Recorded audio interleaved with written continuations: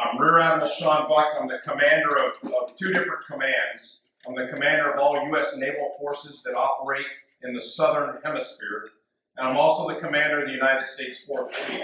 I have the absolute honor and privilege to lead and to serve alongside 185 great American sailors and their families. And to every one of you, I salute you and I thank you for your service, either your ongoing service in uniform right now or your previous service to our country. Thank you very much. This is a weekend to remember all of you all and to remember those that have passed in service to our country. Why do we have a United States 4th Fleet? What do we do? What does my team and I do? Well, the world is an inherently maritime theater. Over 70% of the earth is covered by water. That lends itself very much to a need for a navy, for warriors that sail out on the seas to protect everything that goes on in that water. The Western Hemisphere, the hemisphere that we live in, both the northern part of it and the southern part of the Western Hemisphere, is almost 78% covered by water.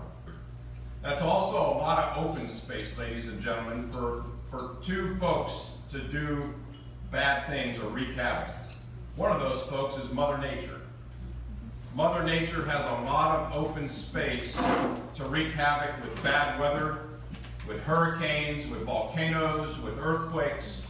And as we saw last year, we too here in the Mayport, Jacksonville area can also get in the way of Mother Nature when she's wreaking havoc with some of that maritime domain. But it's also, all that water is also plenty of maneuvering space for bad guys. And bad guys who want to move their illicit goods, illicit drugs, money, arms, ideology that doesn't meet with ours. They've got plenty of space to move that into the borders of our country and across the borders of our neighbors down south. So what does my Navy 4th Fleet team do?